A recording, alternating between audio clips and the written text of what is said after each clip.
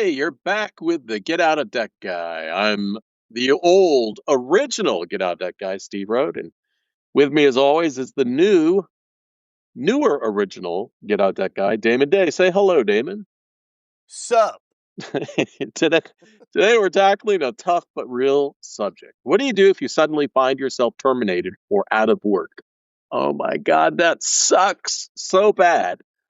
And losing a job can feel like the floor has been pulled out from under you along with the rug. But there are some smart steps you can take right away to protect your finances, keep your household stable, and set yourself up for what's next. Damon, before we get into that, we had a listener question from Cindy Joe. Hey, Cindy Joe. All right. Cindy Joe has what I think is one of the best email addresses. I wish I could say it live on the podcast, but she would hate me for that. But Cindy Joe, if you're listening, big applause for your email address. I love it. So, Damon, here's what she asked. Is it true that if your loan is sold to a collection agency, the original contract you signed is no longer legit? Therefore, you don't have any responsibility for the debt. I believe it's too legit to quit. Yeah. I mean, you're right. This is why I love the internet.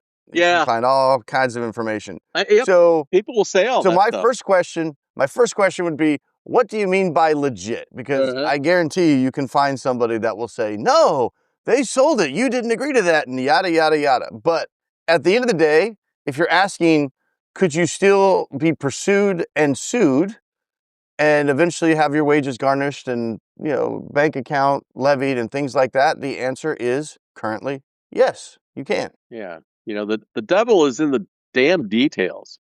And the big problem is just the premise alone. Okay, you have a debt collector contacting you.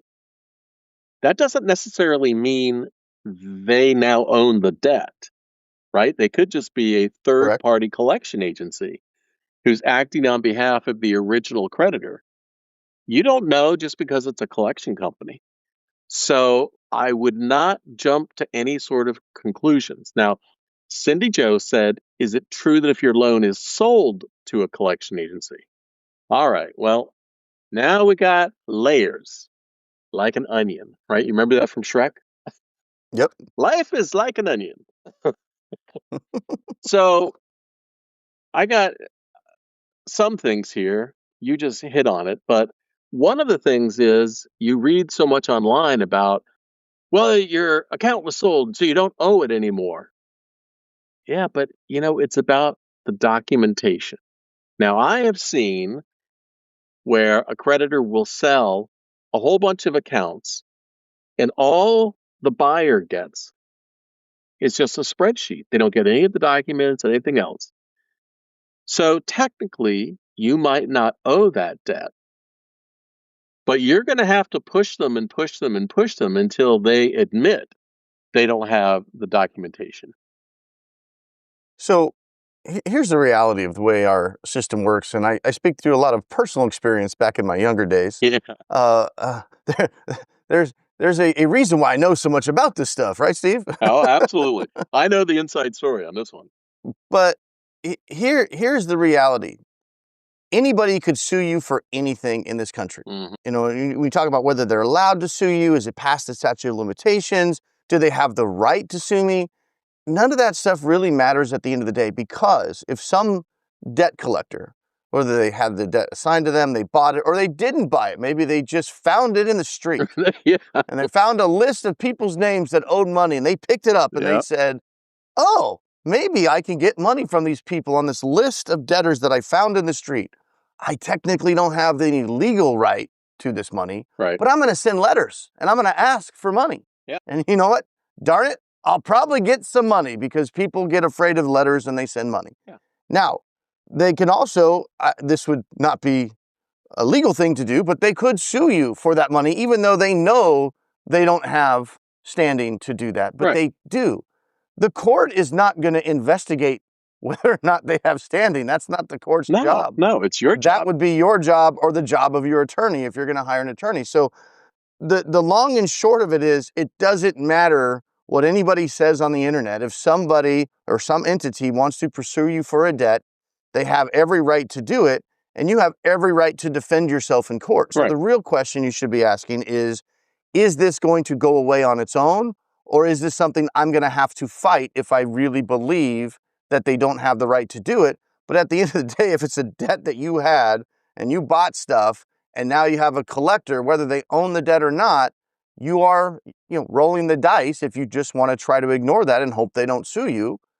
And then if they do sue you, then you better be prepared to either settle that or work out some kind of a payment plan arrangement or defend yourself in court, because the court is not going to, investigate whether or not they have the ability to go after you. That's not what the judge is there to do. No. The judge is there to Enforce sign the the law. default. Yeah, he's there to sign the default judgment if you don't respond.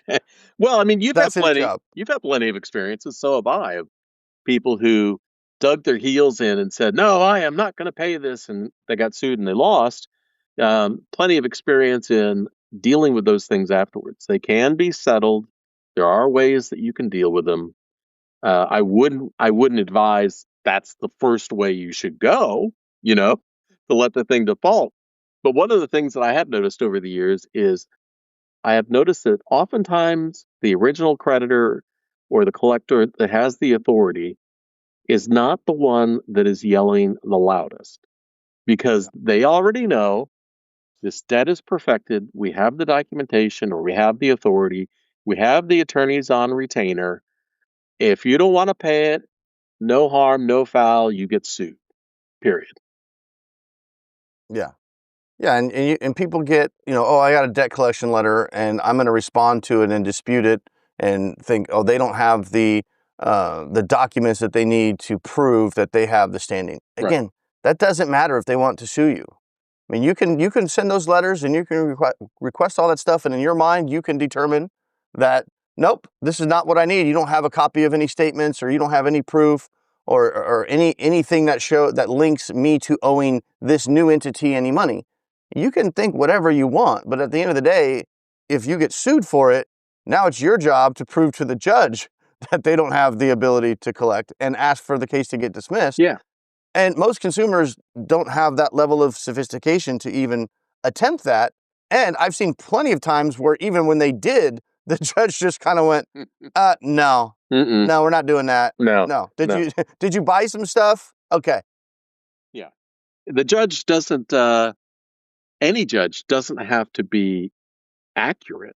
I mean, I've seen cases where the judge just said, pay it. I'm not going to get into it. You had the thing, whatever it was, just pay it. But there are some things to remember. All right. This is one of those things that is technically true and mostly untrue.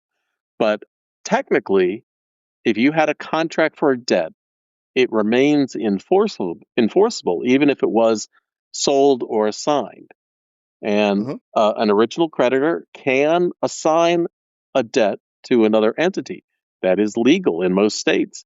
Lenders have the right to sell or transfer debts. The buyer then steps into their shoes of the original creditor. You still owe the debt, but now you owe it to somebody else. But here's the thing: documentation matters. The collector must be able to prove, if they actually bought the debt, they must prove that they own the debt and that the amount is correct. And that's where documentation comes into play. Now, you can dispute it all you want. I have seen plenty of these disputes where people go, I want you to prove it. And then the collector just kind of remains silent and then sues them anyway. Well, I've got the perfect example for you. See, this is about a little bit of the inside baseball you mentioned. Yeah. I was sued personally by Citibank back in my early 20s. So this was, 20 years ago or so? And I, fresh off an episode of Good Will Hunting, decided I'm a smart guy. I got the books. I got the California Rules of Civil Procedure for Dummies. Let's roll, bro. Yeah, I read this on AOL. Yeah. I have mail. So I decided I'm gonna fight this. And I drug that thing out for 3 years. That court case went back and forth, And the bottom line was, and I felt super confident going in. I took it to trial, like, forget, and that was a bench trial. So I went in there, and again, I'm pretty young at this point, Yeah, but but did you I walk was in? super. Did you walk in all hyped up and like, I got you, right? I'm gonna Oh, win. oh, dude, I thought I had him dead to rights. I'm like, dude, I don't even have a law degree. This guy sucks, man. But they had literally their evidence. We went through discovery, everything, and we were getting ready to go to trial. That was my whole point. My whole focus was, yeah, they're saying I owe them $20,000, but they have no evidence that I ever even used the card, much less anything that I bought, because the only thing they submitted as evidence was an affidavit of some person in a department. The affidavit basically said, all the records have been lost. Right. And I'm like, how could I possibly lose How when the it's only evidence impossible. they have is them admitting that they have no evidence? I'm like, Oh, wait for it. this has got to be a slam dunk, motion for summary judgment in my favor. Like, get this case dismissed. They can't meet their burden of proof. So Right. I walked in there full peacock, Yeah. super confident. Full peacock. And I learned this lesson that it doesn't matter what the law says. It only matters what the judge thinks. That's it. Doesn't matter. But I was completely in the right. So what happened was they, did their thing. And when the judge turned to me and said, okay, now it's your turn, I asked for a motion to dismiss based on the fact that they couldn't meet their burden and in full confidence. And the judge just basically said, no, I want to hear from you.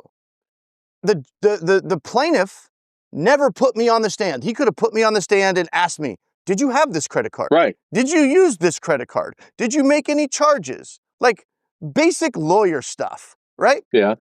They chose not to. That's not my fault.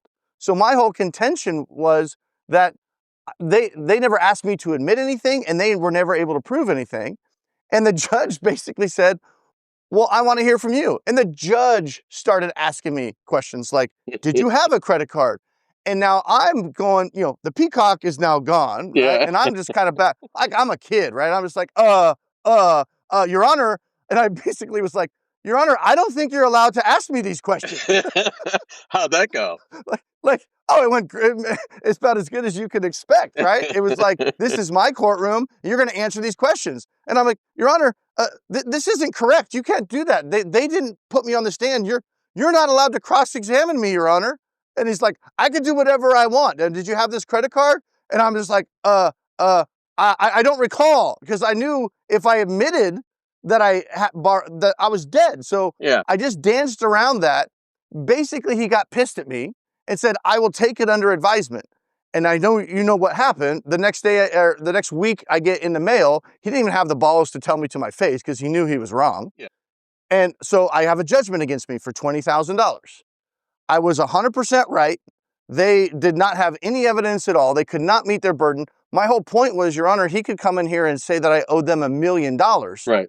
with the exact same case. Like there's nothing that even shows that. He had nothing.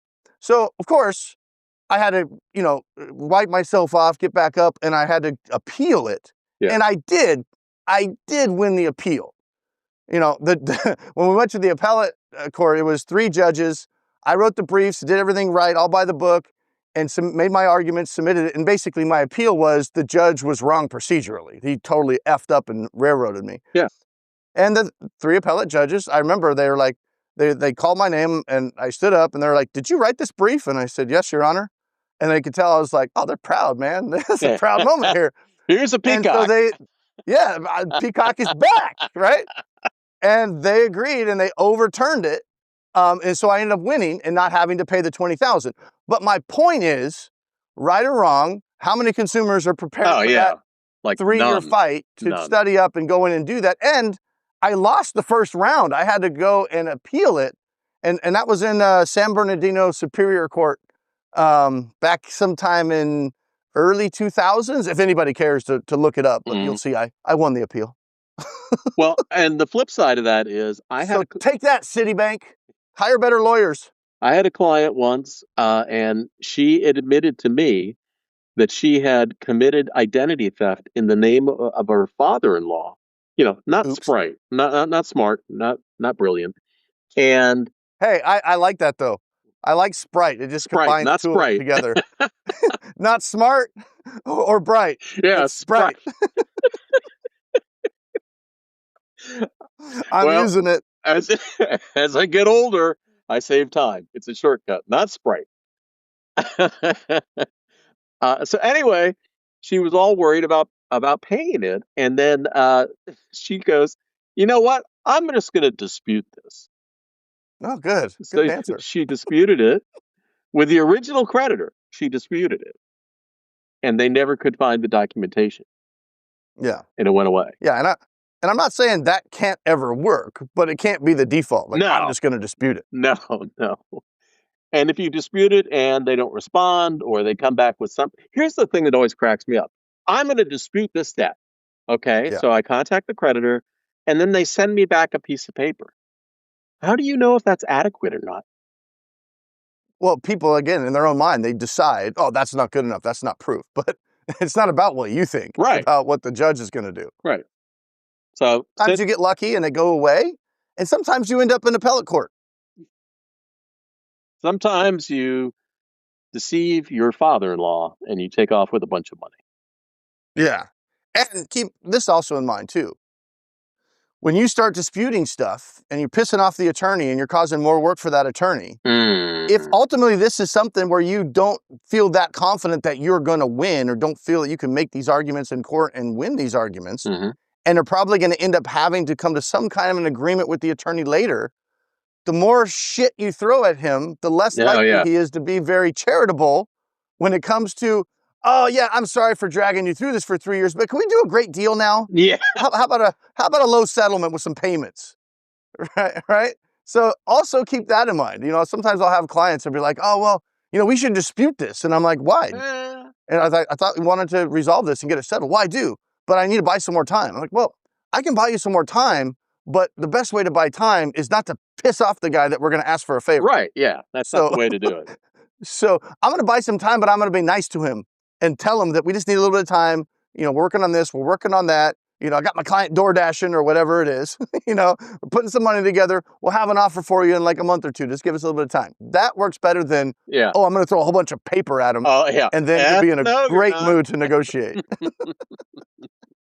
Well, I think we answered Cindy Joe's question. We certainly gave it a good go there.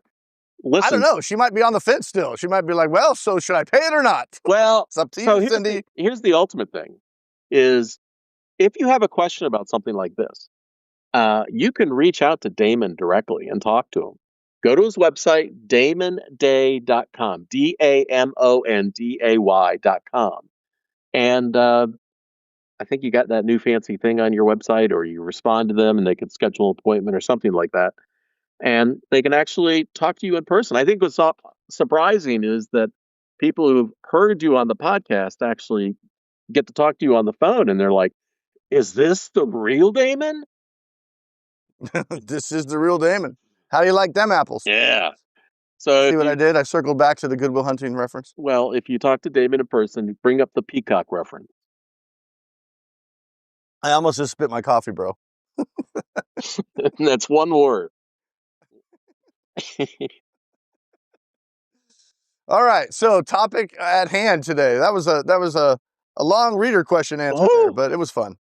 Yep. And again, pat on the back for your email address, Cindy Joe. So the focus of today's podcast was supposed to be and is what happens if you lose your job, you get laid off, what do you do first? In my experience, the first thing that people do traditionally is the wrong thing. And you've had some people, I think, gosh, I mean, I've had so many clients in the past that have lost their jobs. And rather than dealing with it, stuck their head in the sand and spent all of their assets and then just got themselves into a corner where they had no money and no options, and now they're dead broke, and the situation is much, much worse. What's your top advice? Well, this topic came up because for those of you that don't know, I do DoorDash and Instacart and Walmart Spark for YouTube channel that we started. Oh, my brain's not working this Yeah. morning. Not enough coffee. The I'm penny. searching for the word, Steve. It's Sprite. Wait, yeah, it's I'm not being Sprite today. I'm being more Coke. So, we started a YouTube channel a couple of years ago called Penny Stupid, where I go out and I do these little side hustles once in a while, and I try to make money, and then I talk to people about how I made money or didn't make money or whatever. Anyway, I was doing a delivery the other night, and when I dropped it off, the gentleman that answered the door asked me, "Hey, can I ask you a couple of questions?" And he was asking me about how much money I made and stuff, and he says, I just lost my job. I'm kind of stressing out about it right now, and I just signed up for Uber, and so I'm just trying to, make some extra money, figure out what to do. So we talked briefly. It was kind of late at night, but I gave him the channel, told him to go watch it, and had any questions, leave comments. But it got me thinking that, especially, you're hearing a lot of rumblings lately too, and the economy softening, and people are not only losing jobs, but I'm hearing things like the market is so tough that people are having a hard time finding jobs. Oh, yeah. It's taking them a lot longer to get a job, or That's if they true. do find a job, it's not paying as much. And so to tie back to what you were talking about, that was my big concern, because I get clients all the time that, got into a ton of debt because they had a job loss, and maybe they're still unemployed when they call me, or maybe they're back working again. But I tend to see a very similar pattern, which is people tend to be overly optimistic on how long it's going to take them to get that next job. They think, okay, well, I'm smart, I'm Sprite, right? I got this degree, I've got this, I've got a lot of experience. I'm going to have another job in a couple of weeks, no big deal. And so they tend to just kind of fall back on, okay, I'm going to go on the job hunt. But in the meantime, we've got our savings, we've got credit cards, and they burn through all their savings. They start pulling money out of 401k as it drags on. And oftentimes they wait until they're almost completely out of resources when they go, oh crap, I still don't have a job. Now what do I do?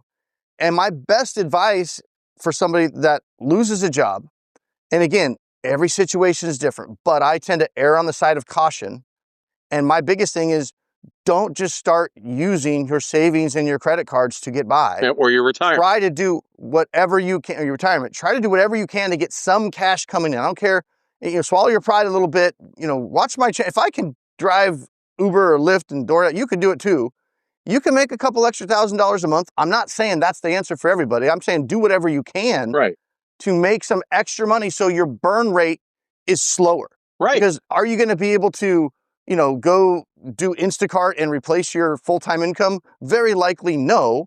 But if you need $6,000 a month to pay your bills, and you can make $2,000 part-time doing some deliveries, at least now you're only burning $4,000 a month rather than $6,000, and that buys you maybe that extra month or two to finally find that job before you completely run out of money. So the worst thing you can do is not focus on getting some kind of money, and don't fall for the mistake of, well, that's not enough, so I'm not going to do it. Right. It doesn't have to be all of it. Exactly. Action breeds opportunity. And it's funny, this last weekend I was in Detroit and did 2 Lyft rides. And the first Lyft ride, I think you as a rider, not as a driver. Yeah, as a rider. You were stalking me on the first one. Well, you sent me the link. It says Steve requested a ride, and he's so scared he wants you to follow him. He was in Detroit, so, I was like, oh, I better watch. So anyway, the first guy, I was talking to him about our channel. I was talking about how he could multiply his hourly earnings. And he had every excuse in the world. And he was a Lyft driver who was sitting in the airport queue. He told me there were 150 drivers in front of him. You're like, how's that working out? Yeah. And I, tried to explain it to him, and he didn't want to hear it. And so, he said he was going to be unsuccessful. And you're probably right. But one of the very first Uber rides that I had with this guy in Fort Lauderdale once, he picked me up and he said, so what do you do? And I said, well, I help people with debt. He pulled the car over and he started crying. You're like, is the meter still running? I know, because I was the very first person he picked up, and he had been laid off. And he was so distraught because of the layoff and everything else that it was just all coming out of him all at once. And so one of my first pieces of advice is, if you get laid off, you lose your job for some reason, this is going to be really easy to say, but it's tough emotionally, is so what? You cannot let it bring you down so that you shut down and you start making bad decisions. One of the first things that you should instantly do is you should stop paying all your unsecured debt. Because as Damon, you explained it a few shows ago, if you miss your payments this month, it doesn't affect you right away. Well, I'm gonna add a caveat to that. If they're maxed out, then go ahead and let them go. If they're not maxed out, we might, going back to what I was saying about people tapping into their credit cards to get by and people using their savings, I would rather you use your credit card, available credit, to get by initially. Then your savings should be last. That's your Yeah. last bastion. But So do you it with max a out plan. cards first. Do it with a plan. Well, 100%. Yeah. that I'm sorry, I should have said that.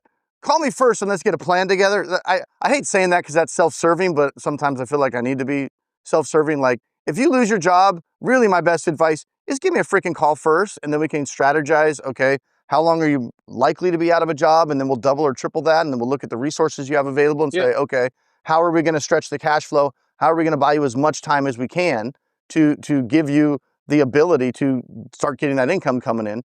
And the reason I always say we start utilizing the credit first is because the debt we can get rid of the debt later. Yeah. If we use our cash, the cash is gone. There's no like, oh, well, I'll file bankruptcy and get my cash back. Like, the cash is gone. So that's the last thing that goes. And if your credit's still good, I know this is going to be controversial, but I don't care. I don't work for the bank. I work for my clients. If it was me and I had a job and I lost that job and I didn't have a lot of cash on hand, maybe I had some credit, I still had a good credit score. Yeah, but I know where you're going. Cash is the lifeblood here. Right. I'm not opposed to going, hey, maybe I can get a personal loan from Lending Club or something like that. Maybe I can get $50,000 while I still have good credit, and why technically I just got laid off, but technically I can show I have income from coming in. And you wait a month or two and that option is gone. And I'm more of a forgiveness rather than permission guy, especially when it comes to making sure my family's okay. If I can get a $50,000 loan and I know that can get me by for 6 months or whatever it is that can get me to that new job, then damn it, I'm probably going to do that. I'm not going to wait until I have to start missing payments on credit cards. My credit score tanks. Now I still don't have a job. Now I'm pulling what limited cash I have from my savings or pulling from my 401k and thinking back, man, maybe I should have borrowed that 50 grand when I had a chance. What's the worst case scenario if you don't get a job and you're unemployed for a year? Well, you're going to go bankrupt anyway at that point, probably, because of your other debt. Let's be clear here, though. If you're going to pull the 50 grand, I entirely agree with everything you just said. But again, I go back to with a plan. Don't pull the 50 grand and then say everything will be better tomorrow. And you've got no hard line in the sand. You don't have a plan. You're just burning through more money. That's just not effective at all. I was using that as an example because the sooner you call me, the better. Absolutely. Because if you wait, and then that option might even be off the table. Once you start falling behind, nobody's going to want to loan you money. Or you've been unemployed for 3 months, you're not going to be able to show you have any income. Yeah. Right? So again, self-serving, but good advice none the same. If you're in a tough spot, even if you haven't lost your job, just give me a call. If you're listening to this podcast, you're worried about losing your job. Yeah, if you're worried about losing your job, there's a lot of stuff we should be doing right now. Yeah. And even if you're not worried about losing your job, if you have debt, it doesn't ever hurt to prepare yourself for what if I lose my job one day? Well, I can tell you what, if you don't have $50,000 or $100,000 in unsecured debt, it's a lot easier to recover from a lost job than it is if you're trying to service all this debt. So I guess here's the easiest advice. If you're listening to this podcast, just call Damon. You obviously have debt or you wouldn't be listening to it. So just call me. Yeah, just cut out. Tell me what's going on. Get right to it. We'll figure out a solution. Yeah. That's it. That's it. Well, okay, show's over. For the rest of our lives, we're just going to repeat this one. Just call me. We'll figure it out. The thing is that if you get laid off and you've already tackled your debt, like Damon just said, that gives you so many opportunities for new potential jobs you might not have otherwise considered. I have seen far too often people taking a job because they had to meet a monthly nut, right? They had to make Yeah. enough to pay their bills, a job they hated, or a job they had to travel all the time, or, just whatever. And they could have had options beforehand. Life is short. And the older I get, the more I realize it. Life is short. And you don't want to go through life spending, a third of it or half of it doing something you hate because you have debt that you're trying to service. My clients over the years never appreciated all the times that I used to say to them, you do realize this is a one-way trip, right? You're going to Yep. die at the end. So you want to die happy? I mean, what's nobody ever. There's an old cartoon that I saw where guy's on his deathbed, and he's going, "I wish I'd worked one more day." Yeah. Yeah. Or I've never come across a headstone that said, "Here lies Jim, never missed a payment." When I used to work at IBM, there was a study, and the average retiree lived 6 months. Yeah. Yeah.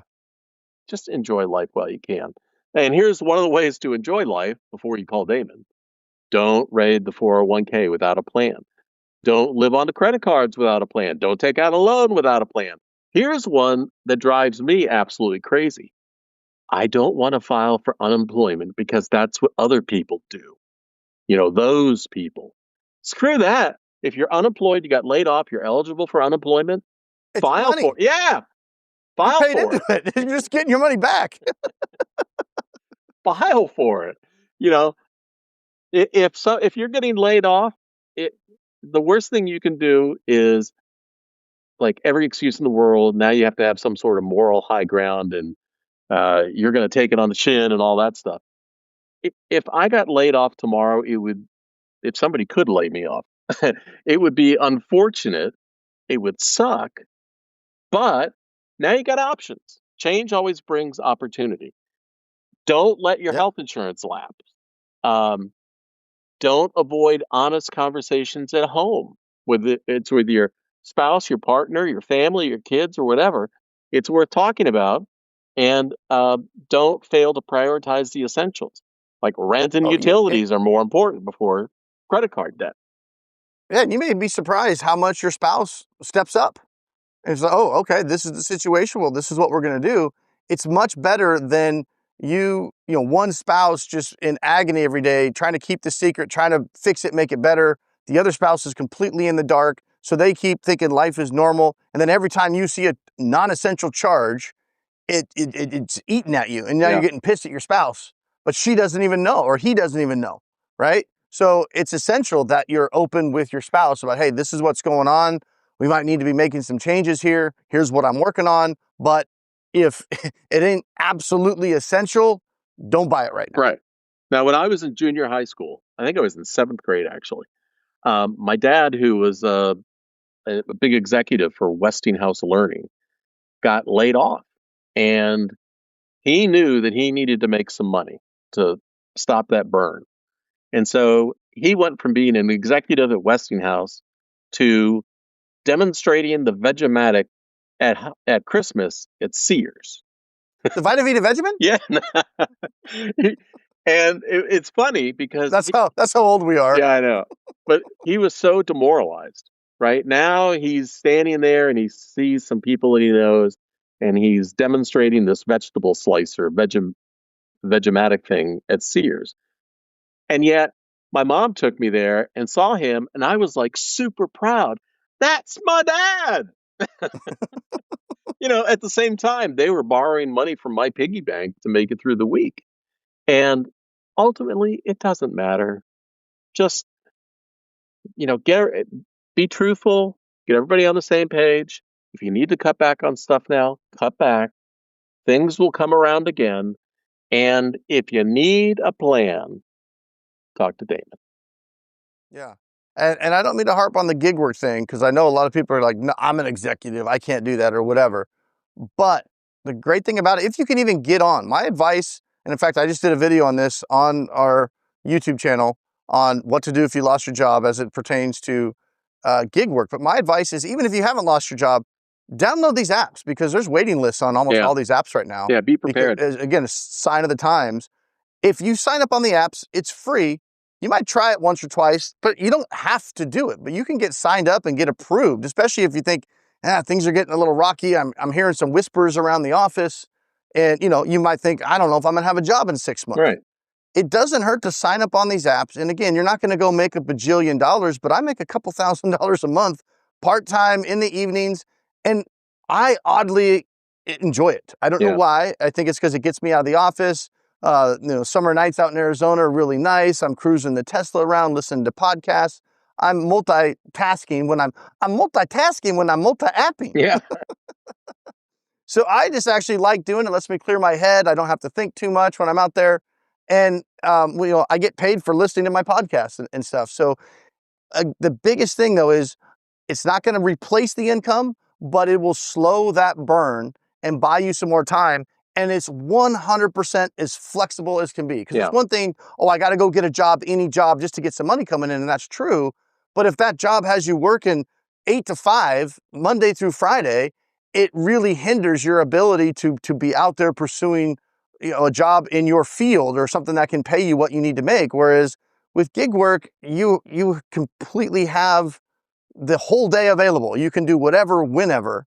And it doesn't hinder your ability to find that next opportunity. Now, I applaud people who have just embraced gig work and making the extra money. I remember Pam and I were in Orlando and we needed a ride to the airport or something like that. And from the hotel, boop, Uber, and a woman pulls up, like in her Jeep Cherokee or something like that, with groceries in the back. And she goes, "Yeah, I was out grocery shopping and this came up and it's kind of on my way home. So I figured I might as well get paid." So, good for you. Yeah, I do that once in a while. I live out here in Arizona, right? The valley's huge. Sometimes if I'm going to head south from up north, I'll throw on an Uber or Lyft and, before I leave, and just see if anybody's going down that way. And I've had times where I made $100 essentially driving to where I was going to go anyway later that day. Yeah. All right, Damon, I think we covered that one. Any other burning topics that you want to talk about right now? Oh, do you actually, you're on the Penny Stupid Facebook page, right? You're watching that. So it's facebook.com/Penny Stupid for that gig channel, and on YouTube, I believe I think it's still Penny Stupid. YouTube.com/Penny Stupid or @Penny Stupid. It's one or the other. Yeah, if you go to YouTube and you just search Penny Stupid, you'll find. You got us, baby. Yeah. It's like Penny Wise, but Penny Stupid. Penny Stupid. All right, Damon. And for you younger generations, not the clown. Pennywise is in Benjamin Franklin. Yeah. Pennywise, pound foolish. Yeah. Pennywise, pound foolish. Yeah. All right, Damon, until next time, I will see ya. Adios. No peace? Peace.